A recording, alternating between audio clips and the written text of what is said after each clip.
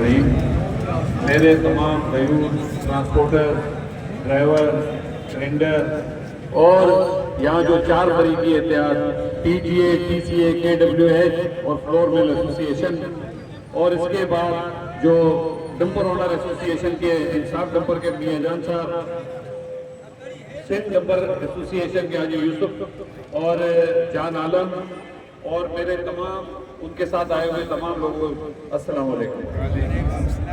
میں پرنٹ اور electronic media کا بہت مشکور ہوں کہ وہ یہاں پہ آ کے کوریج لے رہے ہیں۔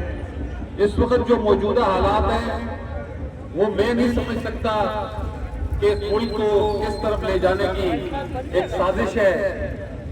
اس وقت جو نظر آ رہا ہے وہ یہ ہے کہ جو کاروبار یا جو ملک کی ترقی میں اہم رول ادا کرنے والے لوگ ہیں ان کو روکا جائے اور ان لوگوں کو کھلی چھوٹ دے دی جائے کہ تمام سڑکیں ان کے حوالے ہیں۔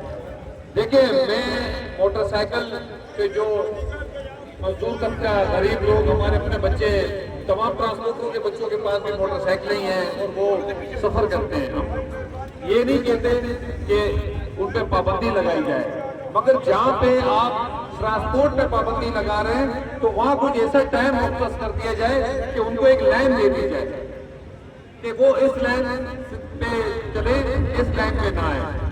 پچھلے دنوں شرجیل انعام احمد صاحب سے بھی ہم نے میٹنگ کی، ضیاء الانجار صاحب بھی تھے، اس کے بعد یہ میٹنگیں چلتی رہی۔ یہ تو تقریباً 3-4 مہینے سے یہ سلسلے جاری ہے۔ ابھی لاسٹ ٹائم 2 دن پہلے مجھے ڈی آئی جی صاحب کی طرف سے پیغام آیا کہ آپ آ جائیں۔ میں چلا گیا، ملا ان سے اور وہ 1-to-1 ملاقات کی ہماری۔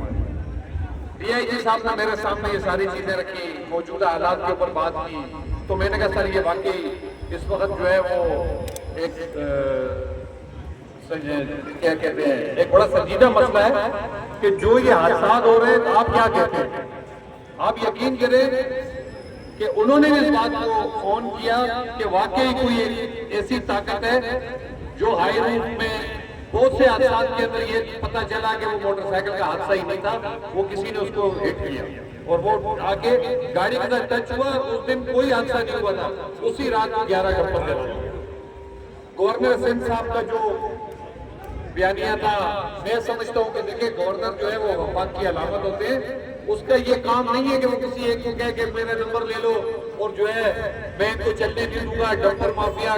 دیکھیں ڈمپر کوئی مافیا نہیں، ٹرانسپورٹر کوئی مافیا نہیں۔ ٹرانسپورٹ اور ڈمپر سے ملک کی ترقی ہوتی ہے، آپ کے پورٹ چلتے ہیں، آپ کی بلڈنگیں بنتی ہیں اور یہ ملک کی تعمیر و ترقی میں اہم رول ہے ان کا۔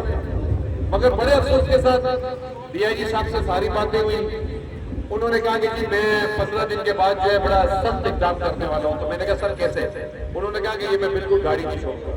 میں نے کہا سر آپ کو پتہ ہے گاڑیوں کی تعداد کہتے کتنی ہے؟ میں نے کہا صرف لوکل کے اوپر آپ آ جائیں، میں زیادہ بات نہیں، 25,000 گاڑیاں صرف لوکل کی، اور یہ وہ گاڑیاں ہیں جو بمشکل ایک ٹرپ ان کا روز لگتا ہے جس کو پھیرا کہتے ہیں۔ آپ جو نسخہ بتا رہے ہو کہ دیش کے ٹریگر سیف گارڈ یہ ساری چیزیں اگر سر آپ ملاتے ہو نا تو یہ کوئی 4-5 لاکھ روپے کا نسخہ ہے۔ کہتے نہیں، میں نے کہا آپ لگائے نا حساب۔ جب آپ گاڑی مکمل جس طرح آپ کہتے ہو ایس او پی کے مطابق مکمل گاڑی ہوگی 4-5 لاکھ روپے تو کہیں بھی نہیں گئے، یہ کہاں سے لائیں گے؟ یا تو گورنمنٹ ان کو قرضہ دے، گورنمنٹ ان کو یا یہ کر لیں ان کی گاڑیاں ہم لے آتے ہیں، آپ حکم کریں کس گراؤنڈ میں گاڑیاں لانی ہیں، گاڑیاں لے آئیں گے، آپ گاڑیوں کے نمبر لیں، ان کے کاغذ لیں اور گورنمنٹ سے کہیں کہ ان کو نئی گاڑیاں دے دیں، ایک آسان ایک ساتھ پر ہم گاڑیاں آپ کو دے دیتے۔ کہتے نہیں دیکھیں یہ کوئی مسئلے کا حل نہیں۔ میں نے کہا دیکھیں جو آپ سوچ رہے ہیں نا یہ آپ ہمیں، میں دوسری زبان میں یہ کہوں کہ آپ ہمیں ہڑتال کی طرف لے کے جا رہے ہیں۔